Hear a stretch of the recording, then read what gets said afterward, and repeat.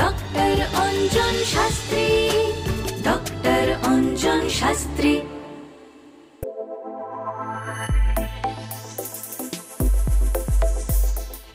জ্যোতিষ অঙ্গনে অঞ্জনে আপনাদের আবারও স্বাগত জানাচ্ছি। আর আপনারা জেনেই গেছেন যে আমরা এই অনুষ্ঠানের মাধ্যমে চেষ্টা করি আমাদের জ্যোতিষ নিয়ে যা যা ভুল ধারণা বা কিছু প্রভাব আমরা যেগুলো ভাবি যে এগুলো মনে এইটা, অনেকে হয়তো যারা খুব বিজ্ঞান মনস্ক তারা হয়তো জ্যোতিষকে সেভাবে প্রাধান্য দিতে চান না, তাদের কাছে আমাদের এই বার্তা পৌঁছে দেওয়ার যে জ্যোতিষ কিন্তু একটি বিজ্ঞান চর্চা, প্রচুর অঙ্ক করে অনেক কিছু বার করতে হয় এবং সেখান থেকে সঠিক প্রেডিকশন করা যায়।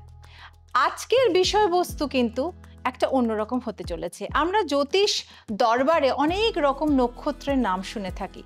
সেই নক্ষত্রগুলো কেন আমাদের জীবনে তার কেমনভাবে প্রভাব পড়ে, সেই নক্ষত্র অনুসারে চললে আমরা কি ফল পাবো, সেই সমস্ত আলোচনাই আজকে হবে। আর সেই আলোচনা শুরু করবার জন্য আমার যাকে ভীষণভাবে দরকার, আপনারা জানেন এখন স্টুডিওতে উপস্থিত আছেন ডক্টর অঞ্জন শাস্ত্রী, আপনাদের সকলের প্রিয়। অঞ্জন, অনেক অনেক স্বাগত তোমাকে। আজকে যেটা বললাম সেটা হচ্ছে যে বিজ্ঞান মনস্ক মানুষ তারা তো জ্যোতিষকে খুব একটা মানতে চান না, ভাবে যে কি এটা, মানে একটা ব্যাখ্যা তারা অন্যরকম ভাবে দেন। কিন্তু জ্যোতিষ নিয়ে যদি সত্যি একটু চর্চা করা যায় তাহলে বোঝা যাবে জ্যোতিষ কিন্তু একটা পিওর সায়েন্স এবং এনশিয়েন্ট যুগ থেকে অঙ্ক কোষে তবে কিছু প্রেডিকশন করা হয়। তো সেই জায়গা থেকে অঞ্জন, আমরা বিভিন্ন নক্ষত্রের নাম শুনি, জ্যোতিষ নিয়ে যদি কেউ চর্চা করে বা একটু, এখন তো সোশ্যাল মিডিয়া বা ইন্টারনেটের যুগে মারলেই বেরিয়ে আসবে। তো এই যে নক্ষত্র, এই নক্ষত্র অনুসারে আমাদের কর্ম, এটা কি প্রভাব বিস্তারিত হয়? মানে একটা নক্ষত্র সেই সময় কোন কর্ম করব কি করব না, বা নক্ষত্র বুঝে যদি আমরা কোনো কর্ম করি তার সুফলটা হচ্ছে ডবল পেলাম, তো এরকম কি কিছু ব্যাপার আছে, একটু যদি বলো। হ্যাঁ, একদমই আছে, অবশ্যই।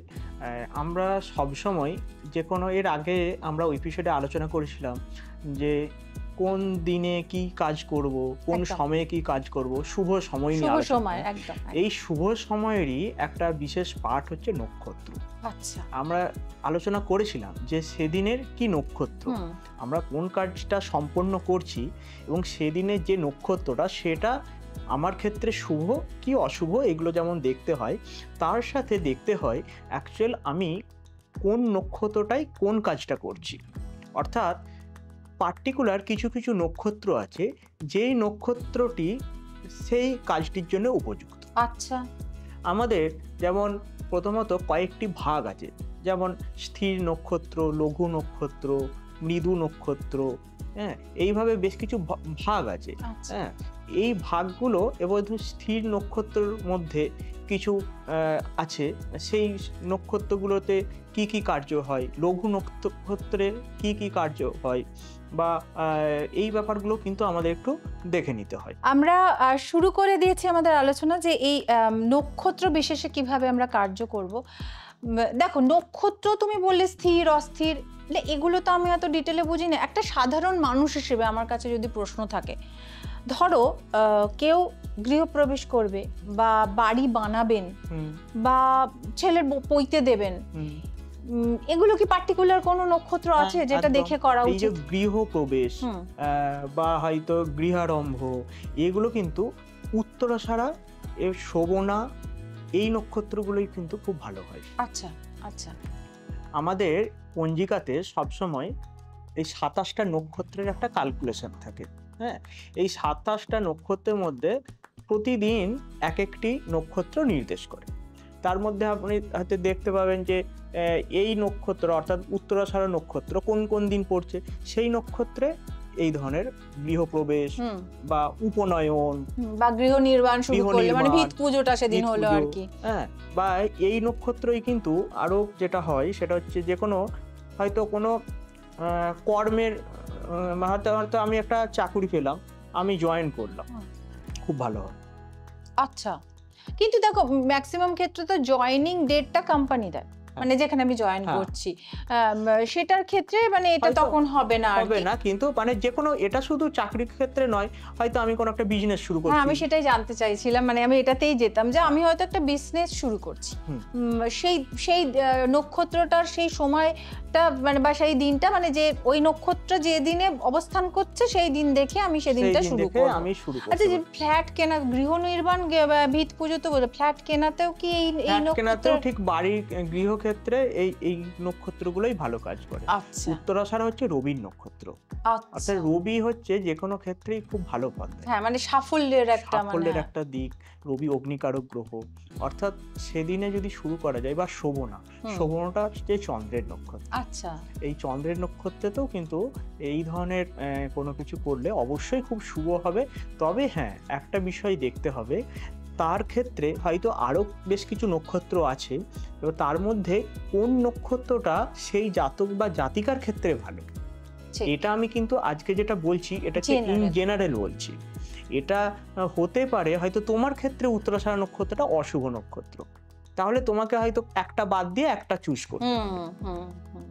বুঝতে পেরেছো? এইভাবে ব্যাপারটাকে কিন্তু আমরা ক্যালকুলেশন করি, অর্থাৎ এটা ইন জেনারেল বললাম, আর এরপর নিজস্বটা একটা তো অবশ্যই। একদম। তার মানে জন্ম ছকটা কিন্তু খুব ইম্পর্টেন্ট। জন্ম ছক অনুযায়ী বিচার করলে সব থেকে মানে পারফেক্ট বা সঠিক বিচারটা হবে।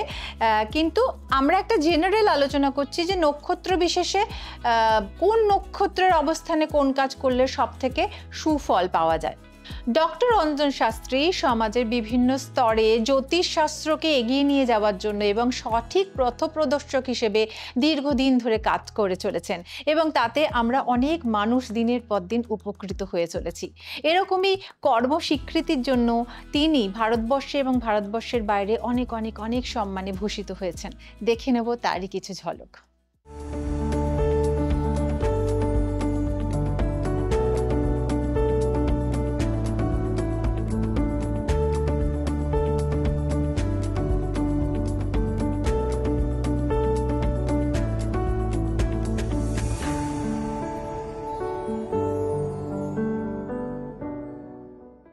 মোটামুটি আমরা সকলেই একটা বাহন কিনি আর কি আমাদের যাতায়াতের সুবিধার জন্য। সেগুলোর ওপরেও কি গ্রহ নক্ষত্রের মানে বা গ্রহ ছেড়ে দিলাম, আজকে নক্ষত্র নিয়ে আলোচনা করছি, সেই নক্ষত্রের প্রভাব পড়ে, এবং কোন নক্ষত্র অনুসারে এই দিনগুলো কিভাবে বেছে নেব, তো সেটা যদি একটু অঞ্জন বলো। আচ্ছা, এরপরে অ্যাকচুয়াল বাহন কেনা, এটা হচ্ছে চর নক্ষত্র দেখতে হয়। ঠিক আছে?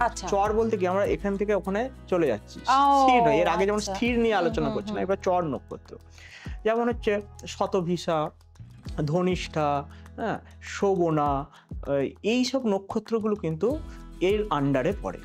অর্থাৎ এক্ষেত্রে আমি যদি এই কার্যগুলো সম্পাদন করি, সেক্ষেত্রে কিন্তু খুব ভালো হবে। অর্থাৎ এখানে যে কোনো দূরবর্তী স্থানে যাওয়া, বা আমি কোনো ড্রাইভিং শিখছি, স্টার্টিং করছি, বা যে কোনো রকম অ্যাকচুয়াল ট্রাভেল করা, এক্ষেত্রে কিন্তু সব থেকে রাহু হচ্ছে আমাদের, কিন্তু বলা হয় না একটা সবসময় চর মধ্যে পড়ছে, চরের মধ্যে, অর্থাৎ সবসময় এক স্থান থেকে অন্য স্থানে যাওয়া। অর্থাৎ এখানে শতভিষা খুব ভালো ফল দেয়, তারপরে ধনিষ্ঠাও খুব ভালো ফল দেয়। তবে দেখে নিতে হবে, অর্থাৎ নিজের জন্মচার্ট অনুযায়ী, অর্থাৎ ব্যক্তিগত জন্মচার্টটা দেখে নিতে হবে, সেখানে তার নবতারা চক্রে কোন নক্ষত্র শুভ না অশুভ, এটাও কিন্তু বিশেষ দেখে নিতে হবে। অর্থাৎ সব নক্ষত্রগুলোই যে তার জন্য শুভ হবে এটা কিন্তু নয়। বারবার অঞ্জন যেটা বলছে যে জন্ম শুধু জন্মছক না, জন্মছকে নবতারা যে জায়গাটা আছে, চক্র আছে, সেই চক্রে প্রত্যেকটি মানুষের ইন্ডিভিজুয়ালি কিছু নক্ষত্র শুভ থাকে, কিছু নক্ষত্র অশুভ থাকে। সেই অনুযায়ী কার্যক্রমগুলোকে যদি নির্ধারণ করা যায়, বা একজন দক্ষ জ্যোতিষ এর কাছে গিয়ে সেগুলো যদি নির্ধারণ করে কাজ করা যায়, তাহলে সুফল পেতে আপনারা বাধ্য। আর এইভাবে আমাদের নক্ষত্র নিয়ে কিন্তু আলোচনা চলতে থাকবে। আর আপনারা যারা আমাদের সঙ্গে আছেন, এইভাবেই আমাদের সঙ্গে এগিয়ে চলেছেন হাতে হাত ধরে, তাদের সবাইকে ধন্যবাদ। আর অঞ্জনের সঙ্গে যারা যোগাযোগ করতে চাইছেন তারা তো অবশ্যই আপনারা কানেক্ট করে নিতে পারেন www.anjanshastri.com এ। এছাড়া অ্যাপ আছে, আপনারা এতদিনে জেনে গেছেন অ্যাস্ট্রো অঞ্জন বলে, সেখানেও আপনারা কানেক্ট করতে পারেন। আর তাছাড়া আপনারা স্কুলেও দেখতে পাচ্ছেন অঞ্জন বিভিন্ন জায়গায় চেম্বার করে, সেখানেও আপনারা এসে ওকে সরাসরি দেখাতে পারেন, কিন্তু অবশ্যই আগে অ্যাপয়েন্টমেন্ট নিয়ে নেবেন। আর আপনারা যারা আমাদের ফেসবুক এবং ইউটিউবে এই শোটি দেখেন প্রত্যেক দিন, কিন্তু এখনো ভুলে গেছেন যে একটু লাইক আর শেয়ারটা করে দিতে, প্লিজ একটুখানি লাইক করে দেবেন, সাবস্ক্রাইব করে নেবেন এবং অবশ্যই বেল বাটনটি প্রেস করে দেবেন যাতে সমস্ত নোটিফিকেশন আপনাদের কাছে পৌঁছে যায়। ডক্টর অঞ্জন শাস্ত্রী।